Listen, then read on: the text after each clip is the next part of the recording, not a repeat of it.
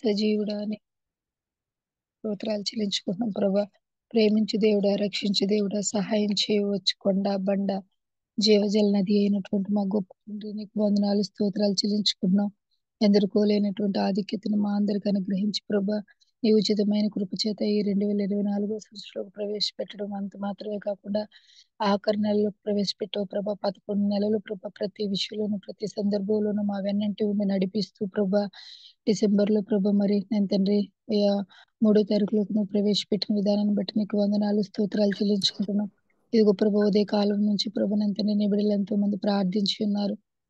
వారందరి మనవులను ప్రభా అయా మీ పాద చెంత చేర్చి ఉంటుండగా ప్రభా, నువ్వు జవాబులు అనుగ్రహిస్తున్నందుకు మీకు వందనాలు చెల్లించుకుంటూ ప్రభా మరి నా తండ్రి మరి వాక్య ధ్యానానికి మేము వెళ్ళబోచు ఉంటుండగా ప్రభా, నీ దాసుని నీ సిలువు చాటును మరుగుపరుచుకోండి.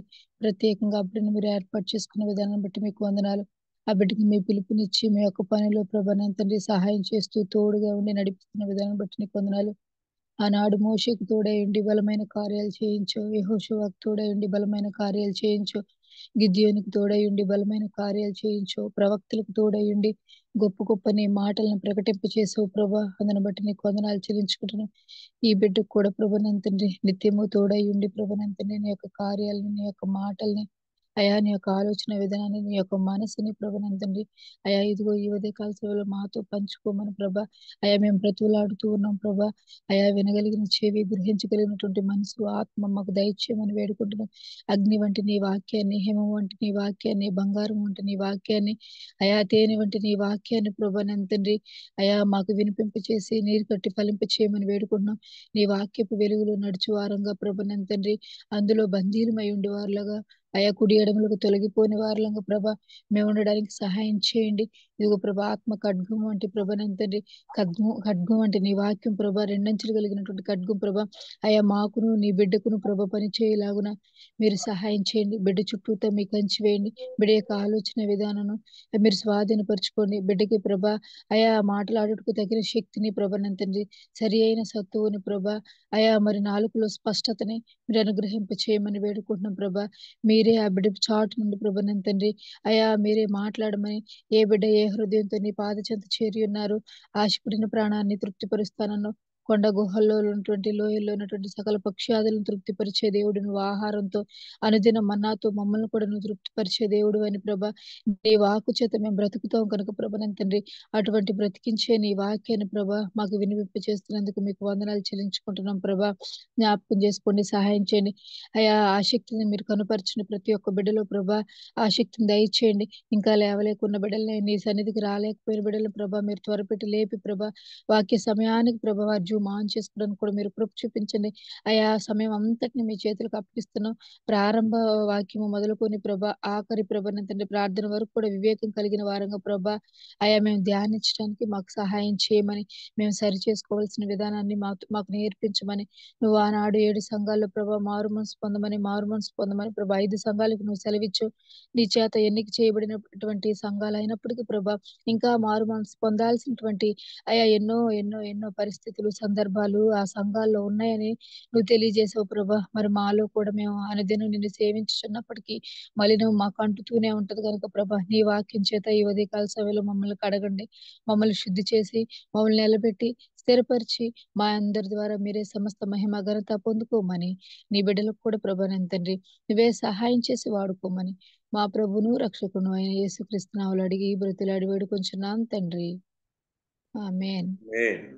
ప్రైజ్ లార్డ్ సిస్టర్ గారు, దేవుని నామానికి మహిమ కలుగును గాక. Praise the Lord. కూడి వచ్చిన పరిశుద్ధులందరికీ దేవుని నామంలో వందనాలండి. ఈ సమయంలో మనకు వాక్యాన్ని అందించడానికి బ్రదర్ ఎలీషా బాబాయ్ గారు మనకు వాక్యాన్ని అందించడానికి సిద్ధంగా ఉన్నారండి. అయ్య గారు మనకి సుపరిచితులే, కొత్త వారి కోసం సభా మర్యాద కోసం చిరు పరిచయం. అన్నయ్య గారిని పరిచయం చేయడం గౌరవంగా భావిస్తా ఉన్నాను. బ్రదర్ ఎలీషా బాబు అన్నయ్య గారు స్వస్థలం గుంటూరు జిల్లా కొన్నూరు సమీపంలోని పెద్దపాలెం అండి. వారు గణిత శాస్త్రంలో ఎంఎస్సి మరియు బిఈడిలు విద్యలు అభ్యసించి 15 సంవత్సరాలు దేశవ్యాప్తంగా వివిధ ప్రదేశాల్లో గణిత శాస్త్ర లెక్చరర్గా పనిచేశారు. నాగపూర్లోని ఆర్మీ స్కూల్లో లెక్చరర్గా పనిచేస్తున్నప్పుడు అన్నయ్య గారు పూర్తికాల పరిచర్య కోసం దేవుని పిలుపునందుకొని కుటుంబ సమేతంగా అనంతపురం జిల్లా మరియు చుట్టుపక్కల విద్యార్థులు మరియు యుఈఎస్ఐ పరిచర్య ద్వారా స్టూడెంట్ కౌన్సిలర్గా ప్రభువును సేవిస్తా ఉన్నారు. వారి ప్రియ సతీమణి గారు ప్రగతి గారు. వీరికి జెషూరిన్ మరియు పెర్సిస్ అనే 2 పిల్లలు కలరు. అన్నయ్య గారి కుటుంబాన్ని దేవుడు దీవించిన విధానాన్ని బట్టి దేవునికి వందనాలండి. వెల్కమ్ టు అన్నయ్య ప్లీజ్. ఓకే అన్న, థ్యాంక్ యూ అన్న. ఈ ఉదయకాలం ఈ వర్చువల్ ప్రేయర్ మీట్లో గ్యాదర్ అయిన ప్రతి ఒక్కరికి యేసుక్రీస్తు వారి జీవం కలిగిన నామంలో వందనాలు తెలియచేస్తూ ఎంతో ఆసక్తితో ప్రతిరోజు గ్యాదర్ అవుతూ ఉదయకాలం 3 గంటల నుంచి ప్రార్థనలో ఉన్న ప్రార్థనా యోధులందరికీ యేసుక్రీస్తు వారి జీవం కలిగిన నామంలో వందనాలు తెలియచేస్తా ఉన్నాం. ఈ ఉదయకాల వాక్య ధ్యానం కోసమే న్యాయాధిపతుల గ్రంథం 11వ అధ్యాయం 1, 2, 3 వచనాలు చదువుతాను. న్యాయాధిపతుల గ్రంథం 11వ అధ్యాయం 1, 2, 3 వచనాలు. గిలాదు వాడైన యెఫ్తా పరాక్రమం గల బలాఢ్యుడు. అతడు వేశ్య కుమారుడు. గిలాదు యెఫ్తాను కనెను. గిలాదు భార్య అతనికి కుమారులను కనగా వారు పెద్దవారై యెఫ్తాతో, నీవు అన్య స్త్రీకి పుట్టినవాడవు గనుక మన తండ్రి ఇంట నీకు స్వాస్థ్యము లేదనిరి. యెఫ్తా తన సహోదరుల యొద్ద నుండి టోబు దేశమునకు పారిపోయి టోబు దేశమున నివసింపగా అల్లరి జనము యెఫ్తా యొద్దకు వచ్చి అతనితో కూడా సంచరించుచుండెను. చిన్న ప్రార్థన చేసుకుందాం. ప్రేమగల తండ్రి, మీ పరిశుద్ధమైన మహోన్నతమైన నామం కొరకే వందనాలు. ప్రభువా, ఈ ఉదయకాలం ఎంతో ఆసక్తితో వాక్యం దగ్గరికి వచ్చిన మా ప్రియులను బట్టి మిమ్మల్ని స్తుతిస్తూ కొద్ది సమయం మీరు నాతో మాతో మా అందరితో మాట్లాడండి. ఈ సమయం నాకు ఎంతో దీవెనకరంగా ఆశీర్వాదకరంగా చేయమని, దేవ చదవబడిన వాక్యం మా కొరకై దీవించమని, కేవలం మీ నామానికి మహిమ ఘనత కీర్తి ప్రభావం తెచ్చుకోండి. దేవ, ఎలాంటి డిస్టర్బెన్సెస్ లేకుండా మీరే మాకు సహాయం చేయమని కోరుకుంటూ, మీరే నాతో మాతో మాట్లాడమని కోరుకుంటూ, మీరు ఇచ్చిన ఈ సమయాన్ని బట్టి స్తుతిస్తూ ముందున్న సమయాన్ని దీవెనకరంగా చేయమని యేసు నామమున ప్రార్థిస్తున్నాం తండ్రి, ఆమేన్. యెఫ్తా లైఫ్ గురించిన కొన్ని మాటలు ఈ దినాన మనం ఆలోచించేద్దాం. న్యాయాధిపతుల్లో 9వ న్యాయాధిపతి అయినటువంటి యెఫ్తా గురించినటువంటి మాటలు ఆలోచించేద్దాం. ఇతని గిలాదు దేశం ఇతనిది. వీళ్ళ డాడీ పేరు కూడా, వీళ్ళ తండ్రి పేరు కూడా గిలాదే. అయితే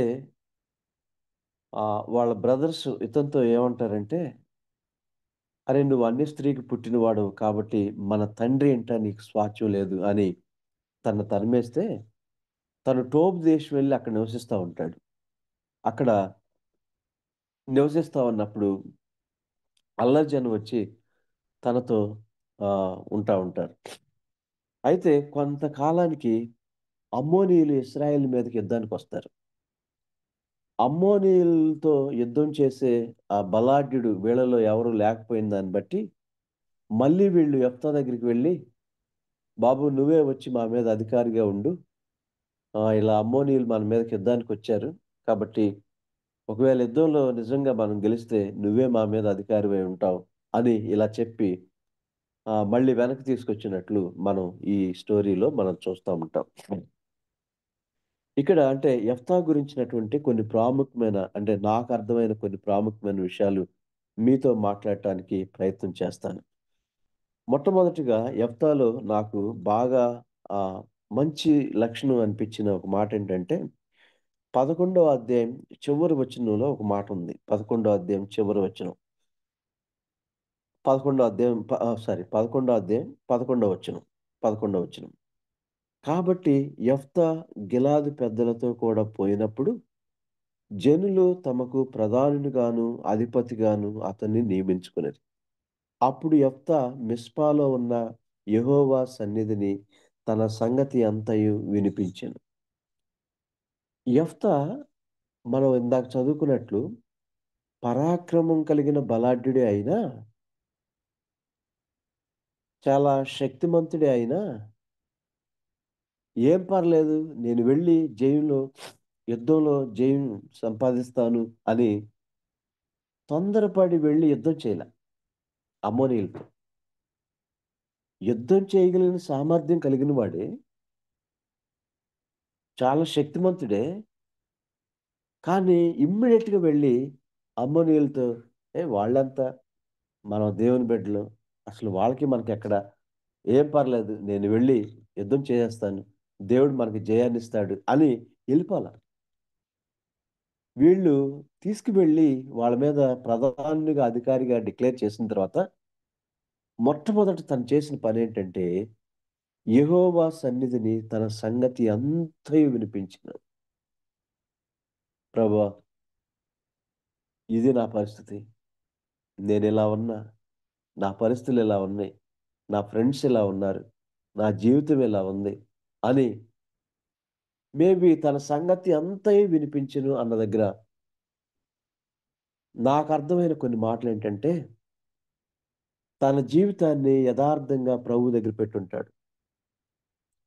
తన పరిస్థితిని యథార్థంగా ప్రభువు దగ్గర పెట్టుంటాడు.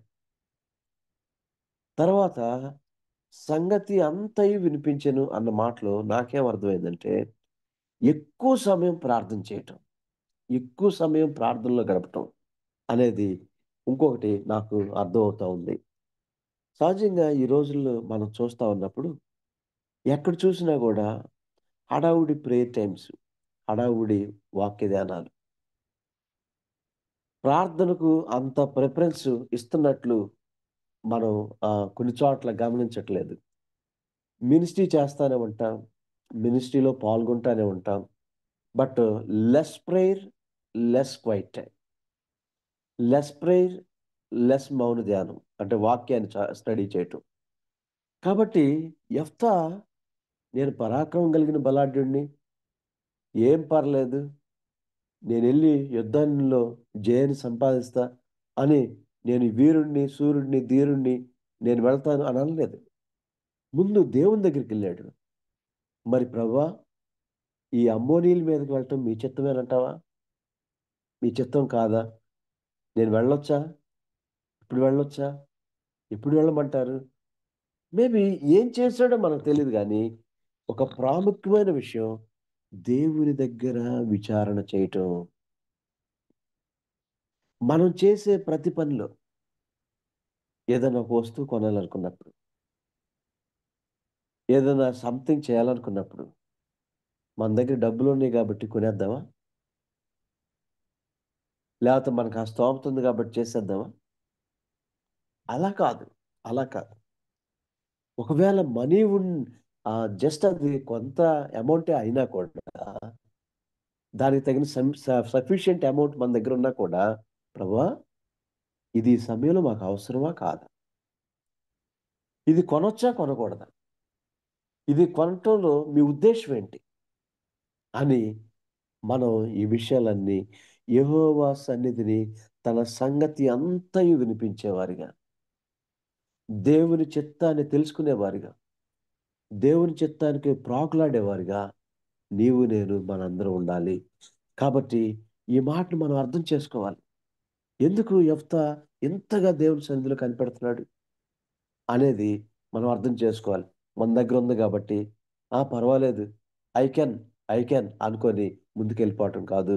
దేవుని చిత్తాన్ని కనుగొని, దేవుని దగ్గర క్షమాపణ అడిగి, దేవుని దగ్గర తన జీవితాన్నంతా పెట్టి, ప్రభువా! నేనిలా ఉన్నా దయతో నన్ను క్షమించని తన అల్లరి జీవితం గురించి, అంటే అల్లరి ఫ్రెండ్స్ వచ్చి కలిసారని ఉంది గదా! నేనిలా జీవించానయ్యా, ఇలా బ్రతికానయ్యా, దయతో నన్ను క్షమించయ్యా. మరి నేను యుద్ధంలో ఎళ్ళబోతా ఉన్నాను ప్రభువా. నాకు జయాన్ని ప్రభువా. నేనెళ్ళొచ్చా? లేదా?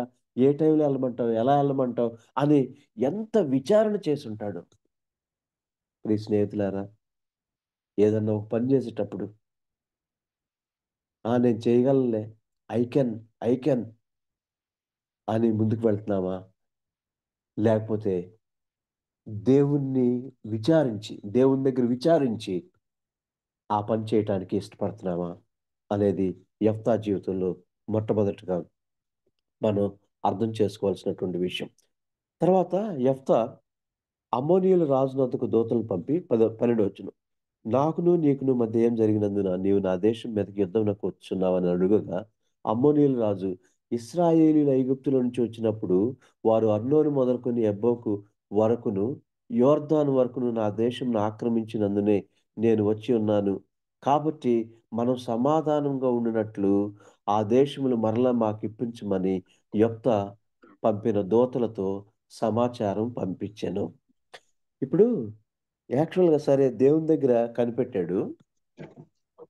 దేవుని దగ్గర కనిపెట్టిన వాడు ఇమ్మీడియేట్‌గా వెళ్ళిపోవచ్చు. ఇమ్మీడియేట్‌గా వెళ్ళిపోకుండా ఏమని అంటున్నాడు? యెఫ్తా దగ్గరికి రాయబారాన్ని పంపుతున్నాడు. రాయబారాన్ని పంపుతున్నాడు. అంటే ఏమని అర్థం చేసుకోవచ్చు మనం? సమాధానం కోసం ప్రాకులాడుతున్నాడు. సమాధానంగా ఉందాం. నీకు నాకు మధ్య ఏం జరిగిందండి? దయచేసి దీని నుంచి మీరు విరమించుకోండి. మనం ఇలా ఉండటం మంచిది కాదండి అని ఆయన సమాధానాని కోసం ప్రాకులాడుతా ఉన్నాడు. ఎవరితో సమాధానం? అంటే శత్రువుతో సమాధానం. వాళ్ళ మీద యుద్ధానికొచ్చే వాళ్ళతో సమాధానం. అన్యాయంగా వాళ్ళ మీద యుద్ధానికి దిగే వాళ్ళతో. అందుకే ఈ మాట చెప్తా ఉన్నప్పుడు నిర్నిమిత్తంగా జనులు మిమ్మల్ని నిందించి, హింసించి, మీ మీద అబద్ధముగా చెడ్డ మాటలెల్లా పలుకునప్పుడు మీరు ధన్యులు. పరలోకమందు మీ ఫలము అధికమగును. సమాధానం. సమాధానం. శత్రువుతో సమాధానం కోసం ప్రాకులాడుతున్నటువంటి యెఫ్తా. అయ్యా వద్దయ్యా! యుద్ధం వద్దయ్యా! మన యుద్ధంలో పోరాడొద్దు. దయచేసి నువ్వు ఆలోచించి విరమించుకో అని రాయబారాన్ని పంపుతున్నాడు. రాయబారాన్ని పంపుతున్నాడు. ప్రియ స్నేహితుడా, సహోదరి, ఎంతకాలం నుంచి మనం ఈ భక్తిలో ఉన్నాము. ఈ ప్రభు కోసం రక్షింపబడి జీవిస్తా ఉన్నాము. ఎంతకాలం అయిందో మనం రక్షింపబడి మన శత్రువులతో సమాధానం కోసం ప్రాకులాడుతున్నామా? మన శత్రువులు సమాధానాన్ని చూడాలని ప్రయాసపడుతున్నామా? యెఫ్తా లైఫ్ స్టడీ చేస్తున్నప్పుడు నాకు అనిపించింది, ఎంత ప్రాకులాడుతున్నాడండి, ఎంత ప్రయాసపడుతున్నాడు. యుద్ధం లేకుండా రాయబారం పంపించి సమాధానం కోసం ప్రయాసపడతాం. ఇంట్లో నీ భార్యతో సమాధానం ఉందా? నీ భర్తతో సమాధానం ఉందా? పిల్లలతో సమాధానం ఉందా? తల్లిదండ్రులతో సమాధానం ఉందా? ఫెలోషిప్ వారితో సమాధానం ఉందా? మన నైబర్స్‌తో, మన కలీగ్స్‌తో అందరితో సమాధానకరంగా ఉండగలుగుతున్నామా? బైబిలు సమాధానానికి చాలా పెద్ద పీట వేస్తది. చాలా పెద్ద పీట వేస్తది. అందుకే మత్తయి సువార్త 5వ అధ్యాయంలో మనం చదువుతా ఉన్నప్పుడు, నీవు అర్పణను అర్పించబోతుంటుండగా నీ సహోదరుని మీద నీకు విరోధమేమైనా కలదని నీకక్కడ జ్ఞాపకం వచ్చిన యెడల నీవు అర్పణను అక్కడే పెట్టి మొదట నీవు వెళ్ళి సమాధానపడి తిరిగి వచ్చి అర్పణను అర్పించు. కదండి. 34:14 కీర్తన గ్రంథం. సమాధానమును వెతికి దాన్ని వెంటాడమంటుంది. సమాధానం లేకపోవటం. అసమాధానం అంటే ఏంటి? అంటే జస్ట్ బైబిల్ గ్రంథం చదువుతా ఉన్నప్పుడు నాకు అర్థమైన ఒక మాట. హృదయపూర్వకంగా ఎదుటి వ్యక్తిని పలకరించకపోవటం. వాళ్ళు మాట్లాడుతున్నా మనం మాట్లాడటానికి ఇష్టపడకపోవటం. వాళ్ళు పలకరించిన మనం అంత హృదయపూర్వకంగా మాట్లాడం. ఈ మాటను నేను ఎక్కడి నుంచి తీసుకున్నానంటే, ఏశావు యోసేపు యోసేపు. వాళ్ళ అన్నలు అరణ్యంలో గొర్రెలు కాసుకుంటా ఉంటే వాళ్ళకు కొన్ని ఆహార పదార్థాలు పంపి, ఒరేయ్ అన్నల యొక్క క్షేమ సమాచారం కనుక్కురారా అని పంపుతాడు వాళ్ళ డాడీ. ఈయన ఆహార పదార్థాలు తీసుకునెళ్ళి క్షేమాలు తీసుకొని వద్దామంటే, కానీ అక్కడ రాయబడిన మాట ఏందంటే 37వ వచనంలో కనీసం క్షేమ సమాచారమైనా అడగలేదు. "ఏరా ఎలా ఉన్నావు?" అని కూడా అడగలేదంట యోసేపుని వాళ్ళ అన్నోళ్ళు. కనీసం క్షేమ సమాచారం కూడా అడగరు కొంతమంది. అది సమాధానం లేకపోవటం అంటే. వాళ్ళతో అసలు మాట్లాడటానికి ఇష్టపడరు. వాళ్ళు మాట్లాడుతున్న ఏదో పొడి పొడి సమాధానాలు ఇస్తా ఉంటారు. ప్రియ స్నేహితుడా, చివరి దినాల్లో ఉన్నాం. ఆయన రాకడ ఎప్పుడొస్తుందో తెలీదు. ఎంతకాలం ఇంకా మనకి పంతాలు, ఎంతకాలం ఇంకా వాటినే పట్టుకొని మనం ఉందాం. దేవుని వాక్యం అంటుంది, యెఫ్తా శత్రు రాజుతో, శత్రు దేశంతో తన శాయశక్తులా సమాధానంగా ఉండటానికి ప్రయత్నం చేస్తున్నాడు. శక్యమైతే మనుషులందరితో సమాధానంగా ఉండు. శక్యమైతే మనుషులందరితో సమాధానంగా ఉండు. ఈ మాటను మనం ఎంతో ప్రార్థన చేసుకొని ప్రాక్టీస్ చేసేవారిగా ఉండాలి అని చెప్పి యెఫ్తా లైఫ్‌లో నుంచి సెకండ్ మాట నాకు అర్థమవుతా ఉంది. కాబట్టి శత్రువుతో సహా సమాధానాన్ని కోరుకుంటున్న వ్యక్తి సమాధానం లేకే కదా ఈరోజు సంఘాలు విడిపోతా ఉన్నాయి. కుటుంబాలు విడిపోతా ఉన్నాయి. భార్యాభర్తలు విడిపోతా ఉన్నారు. ఫ్యామిలీస్ గందరగోళం అయిపోతా ఉన్నారు. చర్చిస్ గందరగోళం అయిపోతారు. ఫెలోషిప్‌లు గందరగోళం అయిపోతా ఉన్నాయి.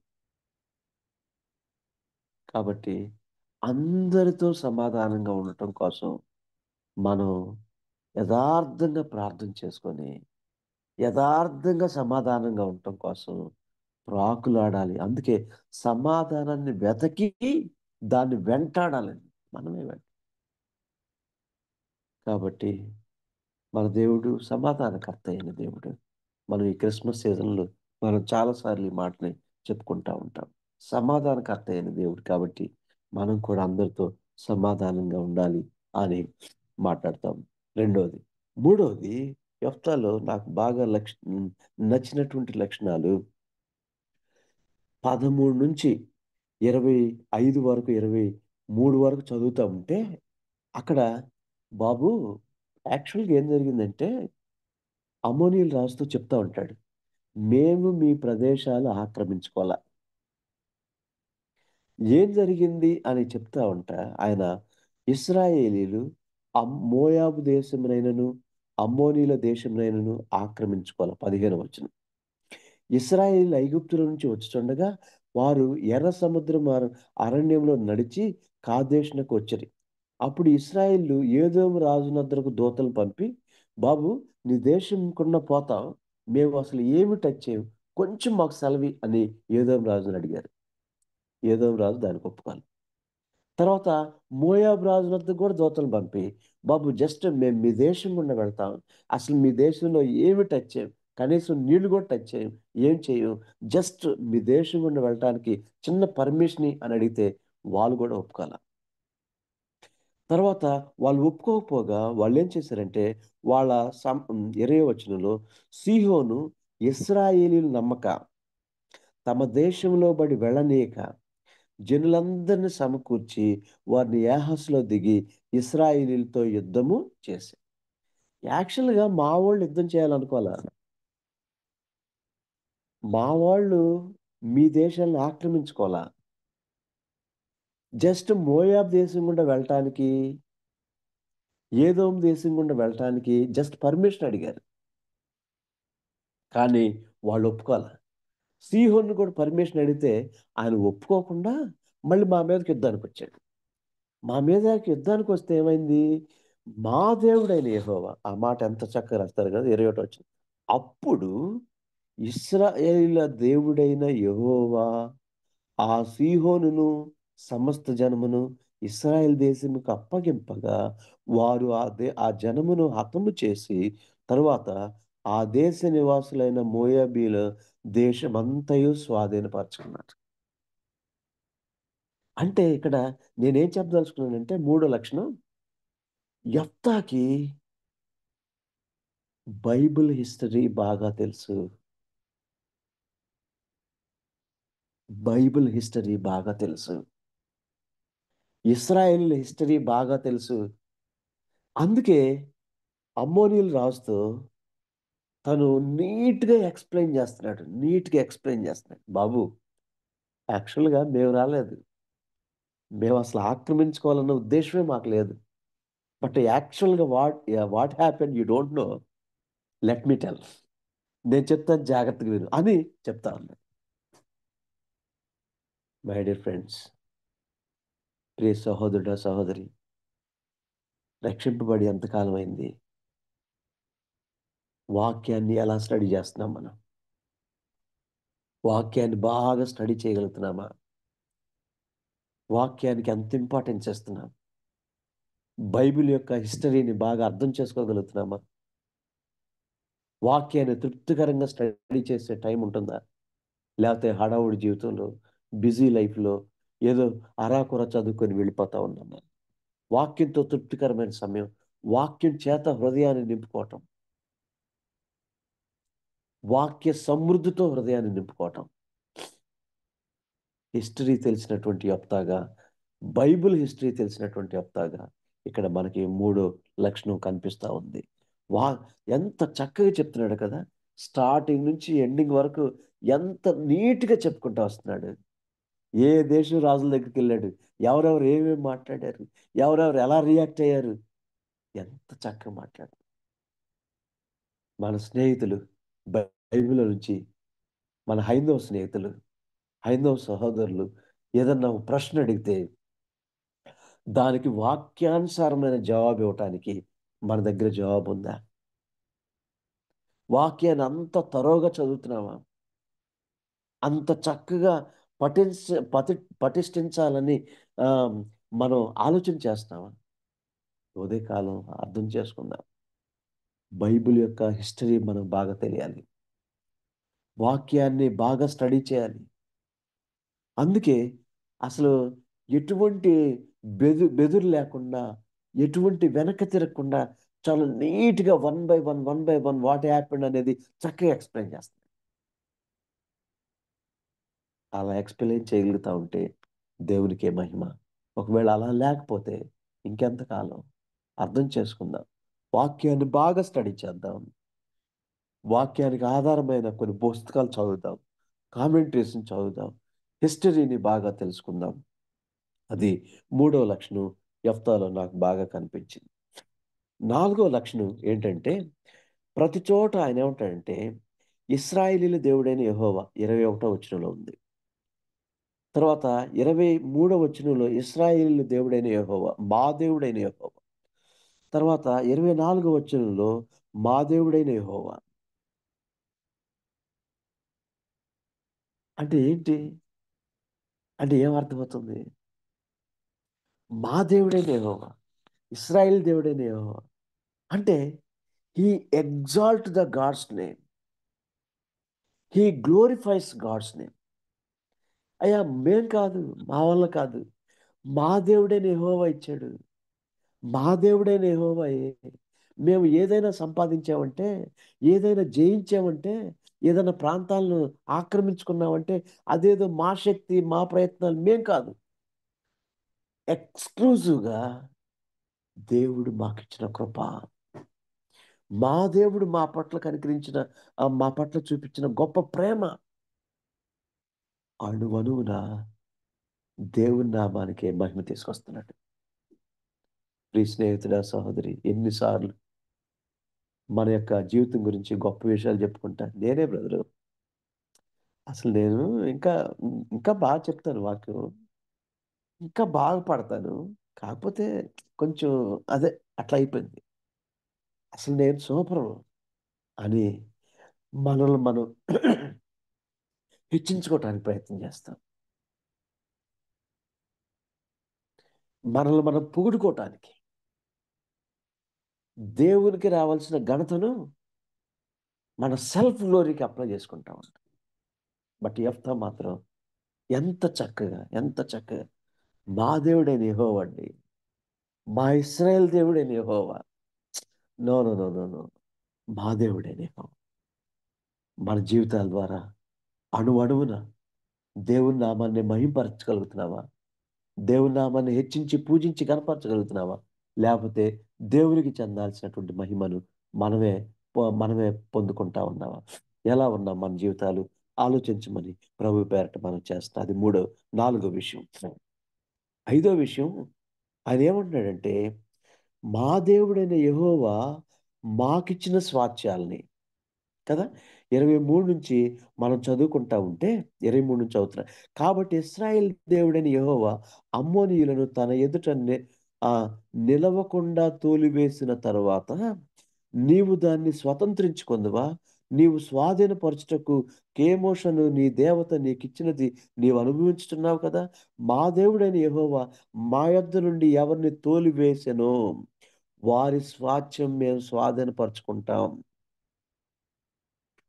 ఇక్కడ నాకు అర్థమైన ఒక ఇంపార్టెంట్ పాయింట్ ఏంటంటే, యెఫ్తాలో ఉన్న ఒక మంచి శ్రేష్టమైన లక్షణం ఏంటంటే, మా దేవుడైన యెహోవా మాకిచ్చిన స్వాస్థ్యాలు,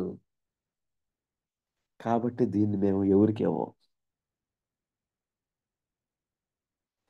మా దేవుడైన యెహోవా మాకిచ్చిన స్వాస్థ్యాల్ని మేము కాపాడుకుంటాం. ఈ రోజుల్లో ఫ్రంట్ లైన్ చర్చెస్‌లో ఎంతో విలువైనటువంటి స్థలాలున్నాయి.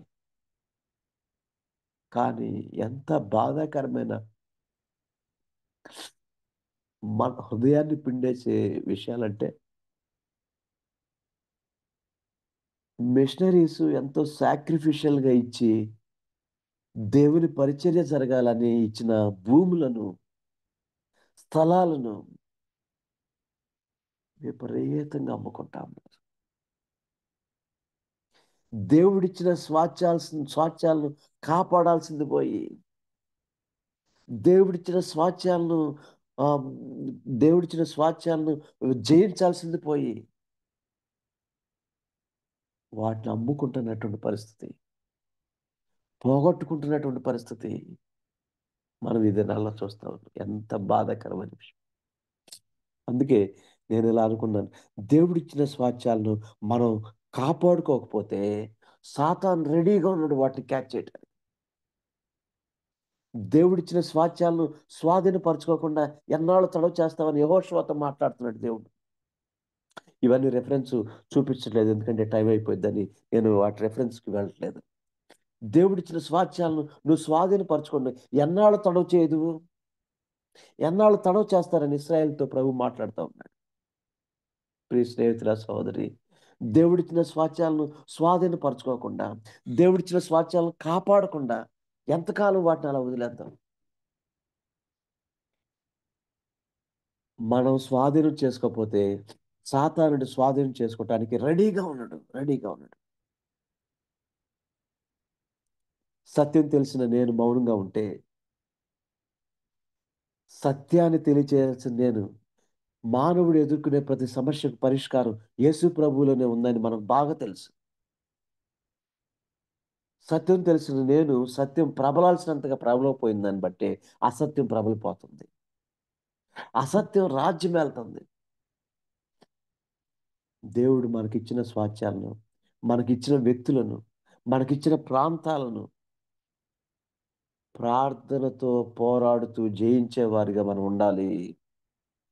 కాపాడుకునే వారిగా ఉండాలి. ఎంతో దేవుడిచ్చిన జ్ఞానం అంతటిని ఉపయోగించి వాటిని ప్రొటెక్ట్ చేసుకునే వారిగా ఉండాలి. దేవుడిచ్చిన స్వాస్థ్యాల గురించి 2 మాటలు చెప్పాను నేను. ఏంటంటే, ఒకటి, వాటిని స్వాధీనం చేసుకోవాలి. రెండోది, వాటిని కాపాడాలి. స్వాధీనం చేసుకోవాల్సిన బాధ్యత మనదే. కాపాడాల్సిన బాధ్యత కూడా మనదే. అది 5వ విషయం యెఫ్తా జీవితం నుంచి నేను మీతో మాట్లాడాలనుకున్నాను. ఇంకా అలా మాట్లాడుకుంటూ 27వ వచనంలోనికి వస్తే, అక్కడ ఏమనుందంటే, 27వ వచనంలో, న్యాయాధిపతి అయిన దేవుడు న్యాయాధిపతి అయిన యెహోవా నేడు ఇశ్రాయేలులకు అమ్మోనీయులకు న్యాయము తీర్చును గాక. అంటే ఏంటి? అసలు న్యాయాధిపతుల గ్రంథం అంతట్లో యెహోవాయే న్యాయాధిపతి అని ఈ యొఫ్తానే చెప్తాడు. ఇక నేను కాదయ్యా.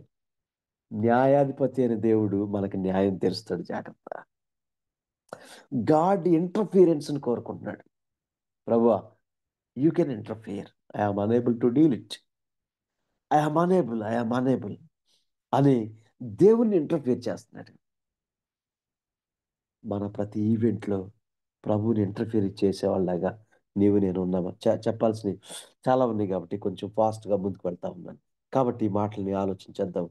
ఆ తర్వాత యెహోవా ఆత్మ ఆ యెఫ్తా మీదకి రాగా అతడు గిలాదులోను మనష్షెలోను గిలాదు మిస్పేలో సంచరించుచు గిలాదు మిస్పే నుండి బయలుదేరి అమ్మోనీయుల దేశమునకు పోయెను. అప్పుడు యెఫ్తా యెహోవాకు ఒక మొక్కు మొక్కుకున్నాడు. ఏంటి?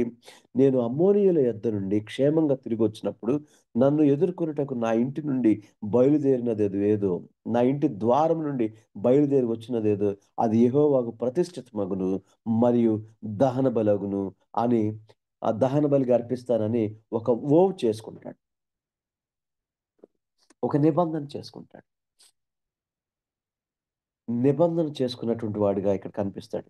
తర్వాత అలా దేవునితో ఒక నిబంధన చేసుకొని వెళ్తే 33 వచనం అనగా 6 ఏరు మొదలుకొని మిన్నూతు వరకును అబెల్కరాం వరకును 20 పట్టణములను వారు నిశ్శేషముగా హతము చేసిరి.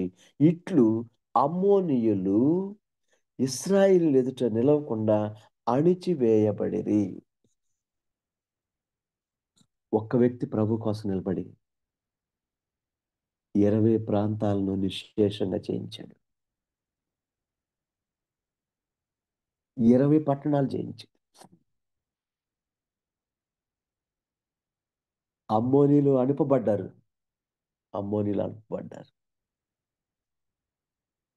సాతాను అంధకార క్రియలు మనలో చెలరేగిపోతున్నాయా?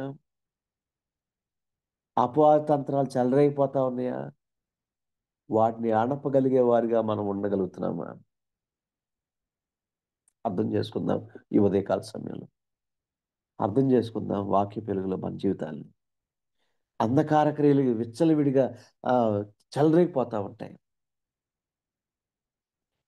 ఒక్క మనిషి ప్రభు కోసం నిలబడితే దేవుడు ఎంత అద్భుతమైన విజయాన్ని ఇచ్చాడండి. ప్రియ స్నేహితుడా, సహోదరి, నీవు నేను ఎంతమంది ఉన్నావు ఈ కాన్ఫరెన్స్లో? నియర్లీ 44 మెంబర్స్ నాకు కనిపిస్తా ఉన్నారు. ఎంతమంది ఉన్నాం కాన్ఫరెన్స్లో? మనందరం ప్రభు కోసం నిలబడితే ఎన్ని కుటుంబాలను ప్రభు మన కోసం మనకిస్తాడు కదా. ఎంతమంది వ్యక్తులు ప్రభు కోసం మనం జయించగలం కదా. ఎన్ని పట్టణాలను ప్రభు కోసం జయించగలం కదా. ప్రభువుని ముందు పెట్టుకొని ప్రభువుని మహిమపరుస్తూ మనం ముందుకు వెళ్తా ఉంటే దేవుడు మనకి జై జీవితాన్ని ఇస్తాడు. ఎన్ని పట్టణాలు? 20 పట్టణాలు నిశ్శేషంగా. ఒక్క మనిషి. Are you able to stand for God? God is going to wonders through you and me. మనం అంత క్యాపబుల్ కాకపోవచ్చు, మనకంత టాలెంట్స్ లేకపోవచ్చు. బట్ ప్రభు మీద ఆధారపడుతూ, ప్రభు చిత్తమేంటో గ్రహిస్తూ, ప్రభు ఆత్మతో నింపబడుతూ ఉంది. అక్కడ ఆత్మ యెహోవా ఆత్మ యెఫ్తా మీదకి వచ్చినప్పుడు దినదినం దేవుని యొక్క ఆత్మ చేత నింపబడుతూ మనం ముందుకు వెళ్తా ఉన్నప్పుడు దేవుడు వండర్స్ చేస్తాడు మన మినిస్ట్రీలో, మన ఫ్యామిలీలో, మన వ్యక్తిగత జీవితంలో. కాబట్టి దేవుని కోసం స్టాండ్ కాగలమా? ప్రభువా, అయ్యో నేను అమ్మోనీయులు బహు క్రూరులు ప్రభువా, అమ్మ వాళ్ళతో నేను చేయలేను, నా వల్ల కాదు, నాకు చేత కాదు ప్రభువా, ఇంకెవరినైనా పంపదలసిన వాడినే పంపించు, నేను కాదు అనల్లా. దేవుడు అన్నాడు, నువ్వు చాలు నాకు. నువ్వు నమ్మకంగా నిలబడితే నువ్వు చాలు, నీ ద్వారా నేను వండర్స్ చేస్తాను. I'm going to wonders through you and me. Even though you are so weak, you are unfit, even though you are unable, uncapable, but I want you only. I'm going to do the wonders to you and me. అర్థం చేసుకుందాం, ఈ మాటలను అర్థం చేసుకుందాం. తర్వాత యుద్ధంలో జయం వచ్చింది, సేఫ్గా ఇంటికి తిరిగి వస్తూ ఉంటే ఒకే ఒక కూతురు ఎదురుపడింది. అప్పుడు 36 వచ్చిన ఒకే ఒక కూతురు తనకెదురుగా వస్తే 35, 36. కాబట్టి అతడు ఆమెను చూచి, అంటే తమ్ముడితో నాట్యంతో మా డాడీ యుద్ధంలో దేవుడు జయాన్ని ఇచ్చాడని పరిగెత్తుకుంటూ ఎదురొస్తా ఉంటుంది. ఒకే ఒక కూతురు ఉంటుంది యెఫ్తాకి. ఫస్ట్ అంటే అమ్మోనీయులు అప్పుడు కాబట్టి అతడు ఆమెను చూసి తన బట్టలు చింపుకొని, అమ్మో నా కుమారి, నీవు నన్ను బహుగా కృంగదీస్తివి, నీవు నన్ను తలడింప చేసిన వారిలో ఒకటివైతివి. యెహోవాకు మాట ఇచ్చితిని గనుక దాన్ని వెలితీయలేదు. అంటే ఆయమ్మ ఏమంటుంది చూడు, నా తండ్రి యెహోవాకు మాట ఇచ్చి ఉంటివా, నీ నోటి నుంచి బయలుదేరిన మాట చొప్పున నాకు చేయి, యెహోవా నీ శత్రువులైన అమ్మోనీయుల మీద పగ తీర్చుకుని ఉన్నాడని అతనితో చెప్పాడు. అమ్మా, నేను యెహోవాకు మాట ఇచ్చానమ్మా, ఆ కమిట్మెంట్లో నుంచి నేను వెనక్కి రాలేనమ్మా అని డాడీ అంటుంటే, కుమార్తె అంటుంది, డాడీ డోంట్ వర్రీ, నువ్వు యెహోవాకు మాట ఇచ్చి ఉంటువా, ఆ మాట చొప్పునే నాకు చేయి డాడీ. ఏం పర్లేదు డాడీ, నువ్వేమి కంగారు పడొద్దు.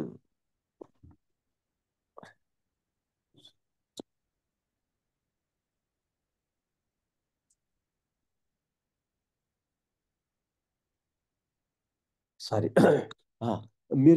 మీరేం కంగారు పడద్దు డాడీ. ఎందుకు కంగారు పడుతున్నారు మీరు? డోంట్ వర్రీ, నువ్వు దేవునికి ఏమైతే మాట ఇచ్చావో ఆ మాట చొప్పున నాకు చేయి. ఎంత విధేయురాలైన కుమార్తె కదండి.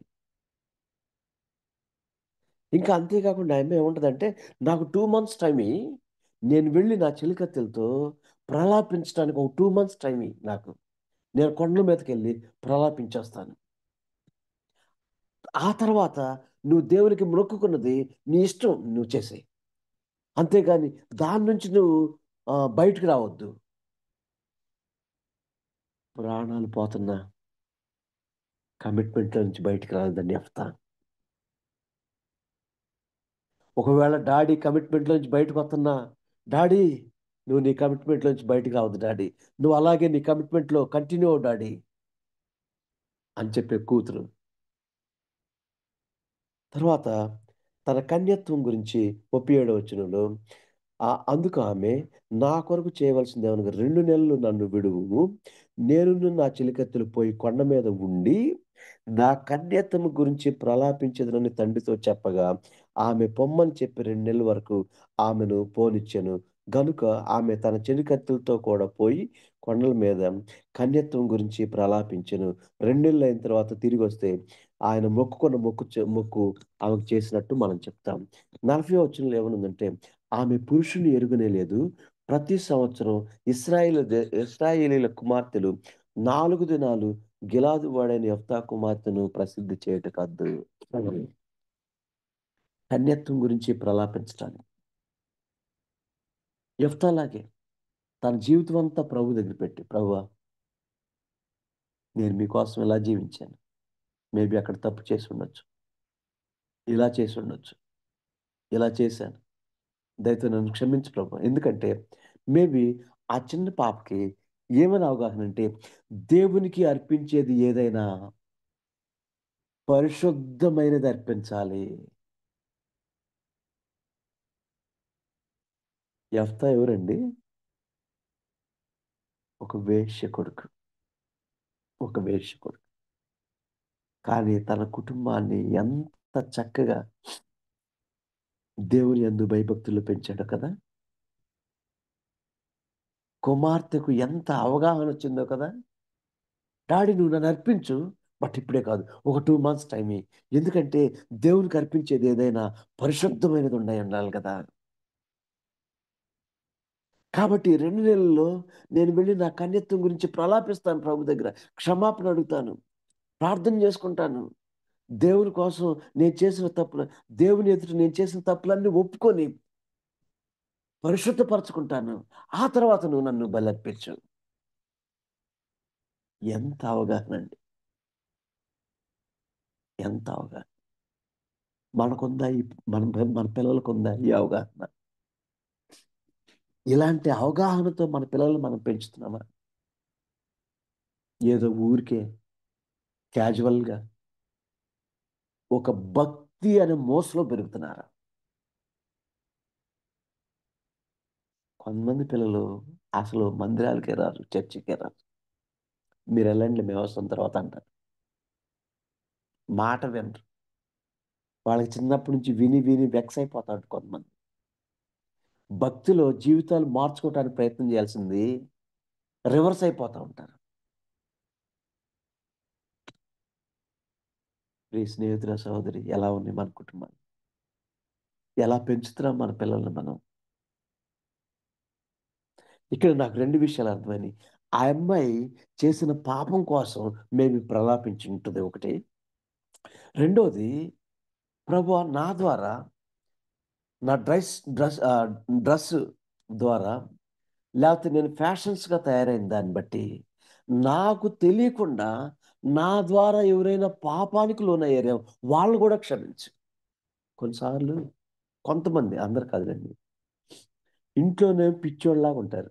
భర్త ఎదుట, భార్య ఎదుట. బయటికెళ్ళేటప్పుడు లేనిపోని హంగులన్నీ తగిలించుకుంటారు, సింగారించుకుంటారు. ఎందుకో తెలుసా? బయటోళ్ళకి అందంగా కనపడాలి వాళ్ళు. బయటోళ్ళకి. ఇంట్లో వాళ్ళేమో పిచ్చోళ్ళుగా ఉండాలి.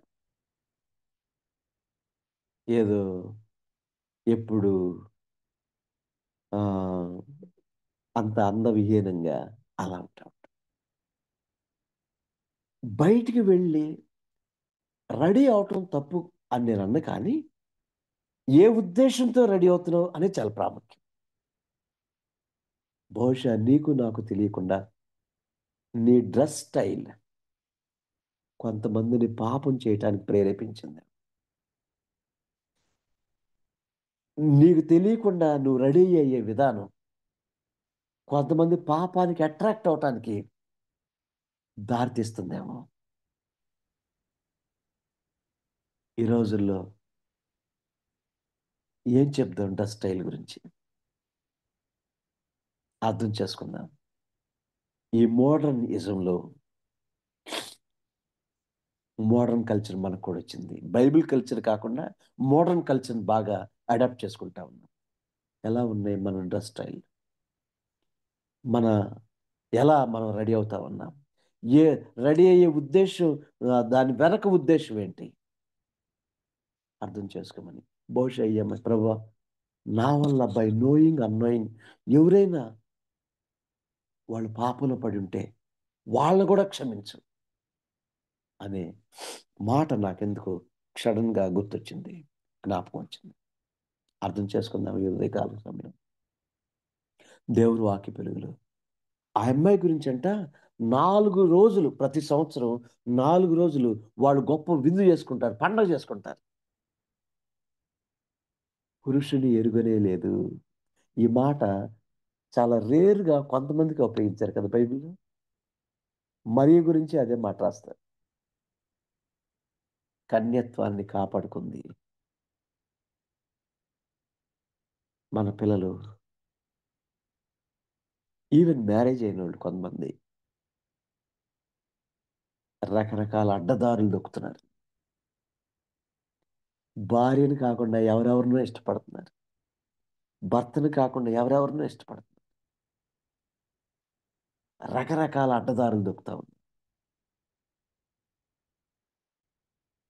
పెళ్లి కాని పిల్లలు రకరకాల అడ్డదారుల్లో వెళ్ళిపోతా ఉన్నారు, శరీర కోరికలు తీర్చుకోవటానికి. ప్రభు నీ గురించి, నా గురించి, మన పిల్లల గురించి పురుషుని ఎరుగనే లేదు. వాళ్ళ కన్యత్వాన్ని కాపాడుకోగలుగుతున్నారా? యవనులైతే వాళ్ళ యొక్క బ్రహ్మచర్యాన్ని కాపాడుకోగలుగుతున్నారా? ఆ రీతిలో నా పిల్లల గురించిన శ్రద్ధ, బాధ, తపన, దిగులు, కన్నీరు, వేదన ఉందా మనకి? వేశ్య కుమారుడే గాని ఆయన జీవితం నుంచి నేర్చుకోవాల్సిన పాఠాలు ఇంకా ఎన్నో ఉన్నాయి మనకి. ఇంకా మనకి టైం అయిపోతుంది కాబట్టి త్వరగా చెప్పుకుంటూ వచ్చాను. ఇంకా ఎన్నో గొప్ప సంగతులు ఈ అధ్యాయం అంతా రాసిపెట్టాడు తన లైఫ్‌ని. ఒక ఛాలెంజ్గా ఉన్నాడు మనకి. చివరిగా ఆ అమ్మాయిని అర్పించాడు, బలి అర్పించాడు అనే దాంట్లో 2 రకాల వాదనలు ఉన్నాయి. ఒకటి నిజంగానే శారీరకంగా అర్పించాడని ఉంది. రెండో వాదన ఏముందంటే నో, నో, నో. ఇక ఆ అమ్మాయిని దేవునికి ప్రతిష్ఠించేశాడు. దేవుని పరిచర్యకు ప్రతిష్ఠించేశాడు అనేది ఎక్కువ ప్రాచుర్యంలో ఉంది. ఎక్కువ ప్రాచుర్యం. అందుకే ఆ అమ్మాయిని బేస్ చేసుకొని 4 దినాలు ప్రతి సంవత్సరం విందు చేస్తారు, పండగ చేసుకుంటారని ఉంది. కాబట్టి అర్థం చేసుకుందామా? కమిట్మెంట్‌లో నుంచి తొలగిపోతున్నాం కదా ఎన్నిసార్లు. ప్రతి సంవత్సరం డిసెంబర్ 31 నైట్, అది ఈ నెలే చివర్లో. ప్రతి సంవత్సరం కమిట్మెంట్ తీసుకోవటమే. జనవరి 1 రోజు కమిట్మెంట్ తీసుకోవటమే. ప్రభువా, నా ఫ్యామిలీని మెయింటైన్ చేయటంలో, ప్రేయర్ విషయంలో ఫెయిల్ అయిపోయాను ప్రభువా. వాక్యం చదవటంలో ఫెయిల్ అయిపోయాను ప్రభువా. మీ నామాన్ని మహిమపరచడంలో ఫెయిల్ అయిపోయాను ప్రభువా. మీకోసం జీవించే విషయంలో ఫెయిల్ అయిపోయాను ప్రభువా. పిల్లల్ని పెంచే విషయంలో ఫెయిల్ అయిపోయాను. ఫ్యామిలీ విషయంలో ఫెయిల్ అయిపోయాను. ఎన్నిసార్లు చెప్తా ఉంటాం ఈ మాట. సంవత్సరానికి కొద్దిగన్నా మారుతా ఉందా? లేకపోతే ఎక్కడ వేసేవారో గొంగడంటే అక్కడే ఉందా అన్నట్టుగా ఉన్నాయి మన జీవితాలు. ఎంత చక్కటి, ఎంత మోడల్ ఫ్యామిలీ అండి ఈయన ఫ్యామిలీ. ఒకవైపు దేవునికి నమ్మకంగా ఉంటూనే, ఇంకొక వైపు ఫ్యామిలీని కూడా కొంతమంది సేవ, సేవ, సేవ అని ఫ్యామిలీస్‌ని పట్టించుకోరు. పిల్లల్ని పట్టించుకోరు. వాళ్ళు ఒక్కొక్క విధానంలో ఉంటారు. దేవుడే చూసుకుంటాడులే అని చెప్తా ఉంటారు. దేవుడు చూసుకునే కాడికి నువ్వు నేనెందుకు ఇంక ఫ్యామిలీకి? As a husband we have to give the sufficient time to my family. As a father, I have to give the sufficient time to my children. That is the first and foremost rule as a father, as a husband. అది అసలు నా పరిచర్యకు బేసే అది. కాబట్టి ఎలా ఉంది మన కుటుంబాలు? యెహోవా సన్నిధిని తన సంగతి అంతయు వినిపించేవారుగా మనం ఉండగలుగుతున్నామా? తృప్తికరమైన సమయం మనం గడపగలుగుతున్నామా ప్రభుతో? ఎలా ఉంది మన ప్రార్థనా జీవితాలు? పరిశీలన చేసుకుందాం ఒకటి. రెండవది, శత్రువుతో సహా సమాధానాన్ని కోరుకున్నటువంటి, రాయబారాన్ని కోరుకునేటువంటి యెఫ్తాగా మనకి ఇక్కడ కనిపిస్తున్నాడు. మూడోది, వాక్యం యొక్క హిస్టరీ, బైబిల్ యొక్క హిస్టరీ బాగా తెలిసినటువంటి యెఫ్తా మనకి ఇక్కడ కనిపిస్తున్నాడు. ఎలా ఉన్నాయి మన వాక్య ధ్యానాలు? బాగా వాక్యాన్ని లోతుగా స్టడీ చేయగలుగుతున్నామా? మూడవది. నాలుగవది, అణువణువున దేవుని నామాన్ని మహింపరుస్తా ఉన్నాడు. Exalt God's name. ప్రభువా, మా వల్లేం కాదు, దేవుడు, మా దేవుడైన యెహోవా. మనకున్న పేరు ప్రఖ్యాతులు, మనకున్న ఆస్తి సంపాదన, మనకున్న job, what ever it may be, ఇది కేవలం దేవుని కృప అండి. ఇది కేవలం దేవుడిచ్చిందేనండి. ఇది మాది కాదండి అని అనగలుగుతున్నామా? లేకపోతే ఏమనుకున్నారు? మేము సంపాదించుకున్నాం, మా అని చెప్పుకుంటున్నామా? ఎలా ఉన్నాం? ఐదోది, దేవుడిచ్చిన స్వాస్థ్యాలను మనం స్వాధీనం చేసుకోవాలి. అట్ ది సేమ్ టైం వాటిని ప్రొటెక్ట్ చేయాలి. స్వాధీనం చేసేవారిగా, ప్రొటెక్ట్ చేసుకునేవారిగా ఉన్నామా లేదా అనేది మనం ఆలోచించాలి. తర్వాత దేవుణ్ణే న్యాయాధిపతిగా ఇంట్రొడ్యూస్ చేస్తున్నాడు. తర్వాత దేవుడు ప్రేరేపించినప్పుడు వెళ్ళి యుద్ధం చేస్తా ఉన్నాడు. ఒక్క మనిషి ప్రభు కోసం నిలబడితే 20 పట్టణాలు విశేషంగా దేవుడు జయాన్ని ఇచ్చాడు. మనం ఒక్కలో నిలబడితే మన చుట్టూ ఉన్న ఒక 20 కుటుంబాలు,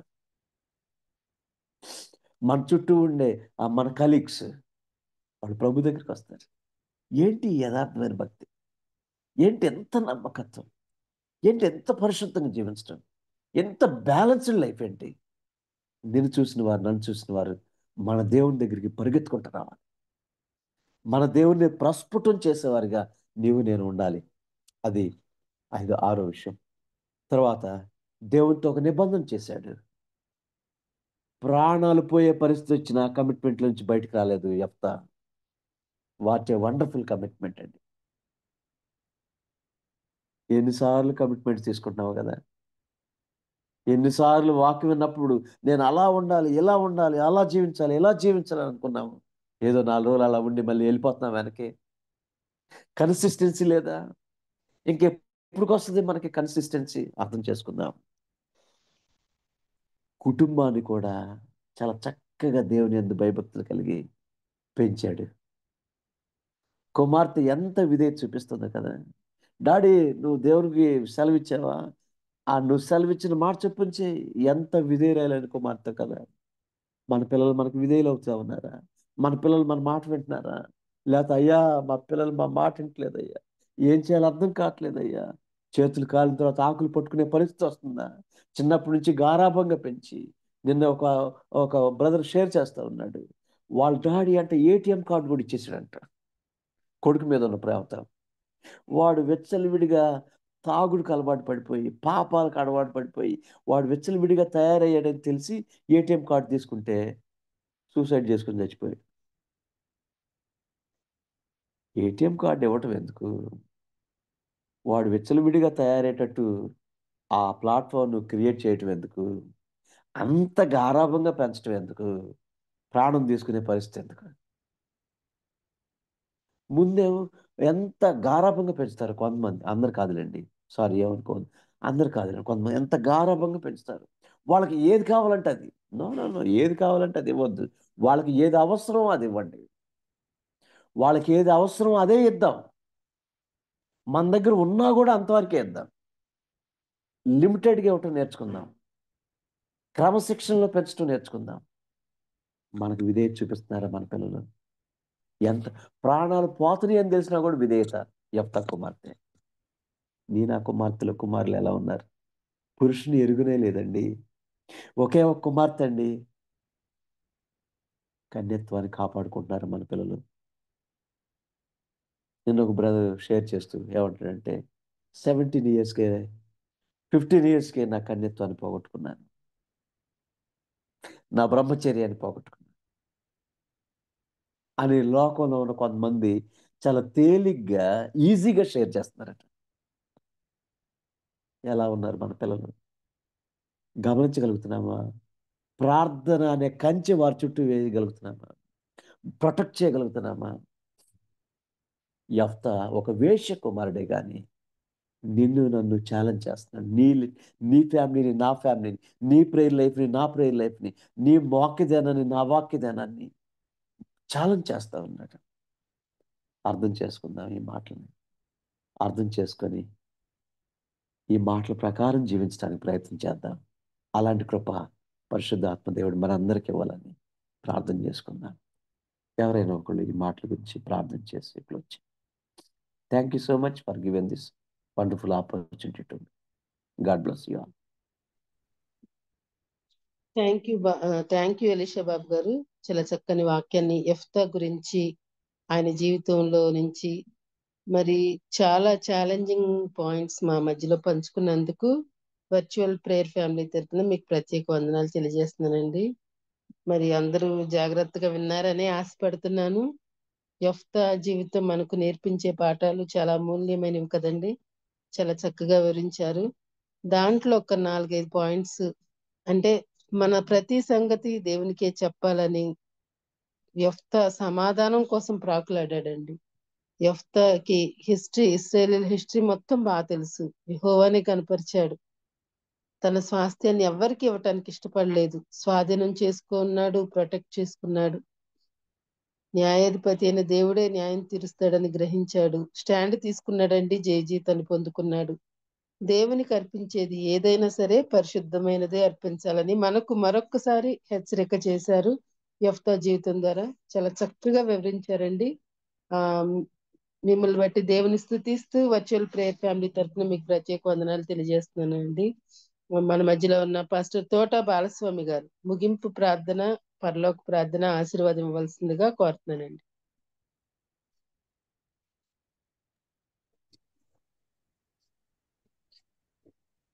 సర్వ సృష్టి స్థితి లయాకారకుడు అయిన మా ప్రియ పరలోకపు తండ్రి, నీ ఘనమైన నామమును బట్టి నీకు వందనాలు, స్తోత్రాలు చెల్లిస్తున్నాను నైనా. అయా గత కాలం అంతా కూడా నీ రెక్కల చాటున మమ్మలను భద్రపరిచి 2024వ సంవత్సరంలో 11 నెలలు కూడా మమ్మలను భద్రపరిచి 12వ నెల ఈ 3వ తేదీన నీ అమూల్యమైనటువంటి మాటల ద్వారా మమ్మలను అయినా నువ్వు హెచ్చరించటానికి నువ్వు ఇష్టపడి మమ్మలను హెచ్చరించినందుకు నీకు వందనాలు, స్తోత్రాలు చెల్లిస్తున్నాం నాయనా. ఇక దాసుల ద్వారా ప్రభా మరొక మారు మమ్మలను ప్రభా బలపరిచినందుకు నీకు వందనాలు, స్తోత్రాలు చెల్లిస్తున్నాం నాయనా. ఈ ఉదయకాల సమయంలో ఈ జూమ్ మీటింగ్ లో ఎందరైతే బిడ్డలు పాల్గొని ఉన్నారో వారందరినీ కూడా నీ కృపా బాహుళ్యములకు అప్పగిస్తా ఉన్నాను. అయా సహాయమును అనుగ్రహించండి. యెఫ్తా ద్వారా ప్రభా మాకు మంచి నైనా కనువిప్పు కలిగినటువంటి మాటలను ప్రభా మాకు నువ్వు నైనా నీ దాసుని ద్వారా తెలియపరిచావు. అందును బట్టి మరొకసారి నీకు హృదయపూర్వకముగా కృతజ్ఞతాస్తుతులు చెల్లిస్తున్నాం నైనా. ఈ ఉదయకాల సమయంలో అయ్యా మమ్మల్ని అందరినీ కూడా నీ కృపా బాహుళ్యములకు అప్పగిస్తున్నాం. సహాయమును దయచేయండి. నీ అందు భయము భక్తి కలిగినటువంటి బిడ్డలముగా మేము జీవిస్తూ మా బిడ్డలను కూడా ఆ రీతిగా అయినా పెంచడానికి కావలసిన సహాయమును దయచేయమని ప్రార్థిస్తున్నాం. దేవా కృప చూపండి, కనికరించండి. అన్ని విషయాలలో ప్రభా నీవే మాకు తోడయుండి నడిపించి నీ నామాన్ని గణపరచుకోమని ప్రార్థిస్తున్నాం. మనస్సాక్షికి లోబడినటువంటి బిడ్డలమ్మగా నైనా మనస్సాక్షికి మారు మాట పలకకుండా మా ప్రవర్తనను మేము సరిదిద్దుకొనడానికి కావలసిన సహాయమును దయచేయమని ప్రార్థిస్తున్నాం. అనేకులకు ఉపయోగకరముగా నాయన ఈ యొక్క జూమ్ మీటింగ్ ని ఏర్పాటు చేసినటువంటి నిదాసులు ప్రభా భావి రత్నాకర్ గారిని, తనకు నైనా ఈ రీతిగా సహకారం అందిస్తున్నటువంటి కోర్ కమిటీ మెంబర్స్ అందరినీ కూడా నువ్వే దీవించి ఆశీర్వదించమని ప్రార్థిస్తున్నావు నాయన. సహాయం దయచేయండి ప్రభా. నీ కనుదృష్టి మా మీద నిరంతరము ఉంచుతున్నందుకు నీకు వందనాలు, స్తోత్రాలు. నీకు విరోధముగా మేము ఏ విధమైనటువంటి ఆలోచనలు ఏ కార్యమును కూడా జరిగించకుండా నువ్వే మాకు సహాయమును దయచేయమని ప్రార్థిస్తున్నాం తండ్రి. ప్రార్థన సహాయము కోరినటువంటి ప్రతి ఒక్క బిడ్డను కూడా పేరు పేరును జ్ఞాపకం చేసుకోమని ప్రార్థిస్తున్నాం తండ్రి. అనేక మంది బిడ్డలకు ప్రభువా ఈ యొక్క నైనా ఈ జూమ్ నైనా మీటింగ్ ను ప్రభువా పరిచయం చేయటానికి మాకును సహాయమును దయచేయమని, అనేక మంది ప్రభు యొక్క మీటింగ్ లో పాల్గొనడానికి సహాయమును దయచేయమని కూడా ప్రార్థిస్తున్నాం తండ్రి. దేవా కృప చూపి కనికరించి మహిమ పొందండి. నేనే మరి ఉదయకాలపు దీవెనలతో మమ్మల్ని అందరినీ కూడా నువ్వు దీవించి ఆశీర్వదించమని మరి ప్రత్యేకముగా నేనేక దాసులు ప్రభు ఇదిను వర్తమానం అందించినటువంటి నీ దాసుని నీ కృపా బాహుళ్యములకు అప్పగిస్తున్నాం. అయా తన యొక్క సేవా పరిచర్య అంతా కూడా నీకు మహిమకరముగా జరిగించడానికి అనేకులను నీ వైపు ఆకర్షించేటువంటి గొప్ప సాధనముగా నైనా మరింత తనను బలపరిచి స్థిరపరచమని మమ్మల్ని అందరినీ కూడా నీ కృపా బాహుళ్యములకు అప్పగించుకుంటూ ఈ ఉదయకాలపు దీవెనలతో మమ్మల్ని దీవించి ఆశీర్వదించమని, సమస్తమైన మహిమ ఘనత ప్రభావములు మా అందరి ద్వారా నువ్వు పొందుకొనమని మా ప్రభువును రక్షకుడును అయిన యేసుక్రీస్తు నామములో ప్రార్థించి స్తుతించి నీకే అప్పగించుచున్నాము తండ్రి. ఆమేన్. పరలోకమున్న మా తండ్రి, నీ నామం శుద్ధపరచబడును గాక. రాజ్యము గాక. నీ చిత్తం పరలోకమందెలాగో భూమి యందు నెరవేరును గాక. ఎందును నెరవేరును గాక. మా అనుదిన ఆహారం నేడు మాకు దయచేయండి. మా ఎడల అపరాధములను క్షమించినట్లు మా అపరాధములను క్షమించు. మా అపరాధములను క్షమించండి. మమ్ము శోధనలోని తేక దుష్టుని నుంచి తప్పించండి. ఎందుకనగా రాజ్యము, శక్తి, మహిమ నిరంతరం నీవై ఉన్న తండ్రి. ఆమె మన తండ్రి అయిన దేవుని ప్రేమ, కుమారుడైన యేసుక్రీస్తు వారి కృప, పరిశుద్ధాత్మ యొక్క నిత్య సహవాసము, సన్నిధి, కాపుదల మనకును సకల పరిశుద్ధులకును సదా తోడై నడిపించును గాక. ఆమె రక్తమే చేయం, శిలువ రక్తమే చేయం. ప్రభు యేసుక్రీస్తు నామములో సంపూర్ణ విజయము, విడుదల కలుగును గాక. ఆమేన్, ఆమేన్, ఆమేన్. అందరికి వందనాలు. Praise Lord. Thank you pastor గారు. మరి ప్రార్థించిన బాలస్వామి పాస్టర్ గారికి, అలాగే వాక్యం అందించిన ఎలిషాబాబు గారికి వర్చువల్ ప్రేయర్ ఫ్యామిలీ తరఫున ప్రత్యేక వందనాలండి. ఈ మెసేజెస్ అన్ని రికార్డ్ చేయబడుతున్నాయి. దయచేసి ఈ వర్తమానాలు మీకు ఆశీర్వాదకరంగా అనిపిస్తే మరొక్కసారి వినాలని ఆశపడితే యూట్యూబ్ లో అవైలబుల్ గా ఉంటాయండి. ఏ రోజుకి ఆ రోజు వెంటనే మన తేజ గారు వెంటనే అప్లోడ్ చేస్తున్నారు. దయచేసి గమనించండి. మరి మీరు మీ ఫ్యామిలీలో కానీ చర్చెస్ లో కానీ ఇవన్నీ ఇంప్లిమెంట్ చేసుకోవచ్చు. ఈ వాక్యాలు చక్కగా చూసి వాడుకోవచ్చు, ఇతరులతో పంచుకోవచ్చు. థ్యాంక్ యూ అండి. జాయిన్ అయిన అందరికీ థ్యాంక్ యూ అండి. హ్యావ్ ఎ నైస్ డే అండి. ముగించుకుందాం.